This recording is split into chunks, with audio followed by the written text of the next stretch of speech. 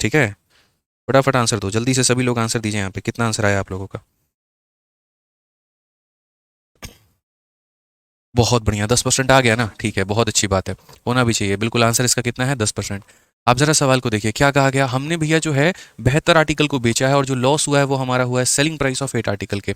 तो अगर लॉस हमारा 8 आर्टिकल के सेलिंग प्राइस के बराबर में है, लॉस हमारा 8 आर्टिकल के सेलिंग प्राइस के बराबर में है, ठीक है, तो हम एक आर्टिकल के सेलिंग प्राइस को अगर 1 रुपये मानते हैं तो 8 आर्टिकल के सेलिंग प्राइस को कितना मानेंगे? 1 रुपये, मतलब एक आर्टिकल के सेलिंग प्राइस को एक, तो 8 आर्टिकल का 8 मानेंगे। तो हम यहाँ बोलेंगे अगर हमारा लॉस एसपी पर हुआ है तो हम मानेंगे भी किसको? एसपी को। तो let SP of each article भी ₹1। Let SP of each article क्या हो जाएगा मेरे भाई? यहाँ पर एसपी ऑफ ईच आर्टिकल जो हो जाएगा वो हमारा हो जाएगा ₹1 के बराबर। तो अगर एक आर्टिकल का सेलिंग प्राइस 1 रुपया, तो टोटल हमने कितने आर्टिकल बेचे थे? तो बोलोगे गुरुजी 72 बेचे थे, तो कितने रुपए का होगा? 72 का। जो नुकसान हुआ है वो कितने का? 8 रुपए का, ठीक है ना। तो हम सीपी कैसे निकालेंगे? प्रॉफिट होता है तो घटा देते हैं, लॉस होता है तो जोड़ देते हैं, तो जोड़ना जरा 80 आएगा। तो प्रॉफिट का परसेंट निकालना, क्या बोलोगे? 8 रुपए का प्रॉफिट तो खैर हुआ ही नहीं है, लॉस हुआ यार तुम्हें, तो परसेंटेज भी किसका निकलेगा? लॉस का। 8 का मेरे भाई लॉस है, 80 के ऊपर में इंटू कितना करेंगे? 100%। खेल खत्म भैया हमारा। 8 ने 8 को किया, 0 ने 0 को किया, उत्तर हमारा 10% आ गया। कौन सा ऑप्शन है भाई? ऑप्शन नंबर बी जो है करेक्ट आंसर है। कौन सा ऑप्शन है? बी जो है मेरे भाई, बिल्कुल बिल्कुल बिल्कुल सही उत्तर है यहाँ पे, ठीक है। आ जाइए, चलिए अब नेक्स्ट क्वेश्चन यहाँ पर देख लीजिए, ठीक है। अगला सवाल, अब हम आपको थोड़ा सा ऊपर उठ के चीज़ें बता रहे हैं।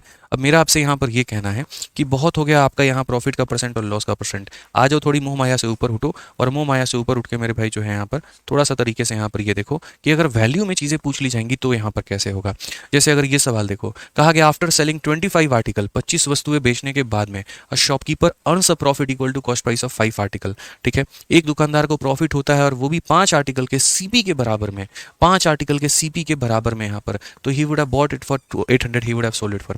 देखो समझा देते हैं। बोला गया 25 लेख बेचने के बाद, तो ये हो गया कि 25 बेचे गए हैं। एक दुकानदार 5 लेखों की लागत मूल्य के बराबर लाभ कमाता है, उसको जो प्रॉफिट होता है वो 5 आर्टिकल के सीपी के बराबर है।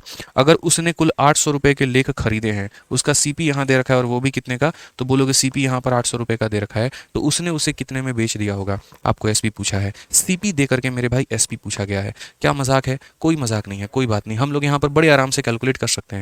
मैंने तो जीवन भर हमेशा आपको ये बात सिखाया है कि भैया प्रॉफिट हो या लॉस हो, जब भी आर्टिकल के ऊपर में होता है तो ये देखा करो किसके ऊपर में हुआ है। तो आप बोलोगे गुरुजी यहाँ पर जो हमारा कॉस्ट प्राइस है यहाँ पे, ठीक है, जो हमारा प्रॉफिट हुआ है वो बराबर हुआ है किसके? CP of 5 article. तो यहाँ पर हमेशा की तरह मानेंगे प्रॉफिट बराबर क्या होगा? 5 आर्टिकल के सीपी के बराबर। तो प्रॉफिट अगर 5 आर्टिकल के सीपी के बराबर है, प्रॉफिट अगर 5 आर्टिकल के सीपी के बराबर है, तो हम यहाँ पर कैसे करेंगे? तो हम यहाँ पर ये बोलेंगे लेट, क्या बोलेंगे? Let CP of each article.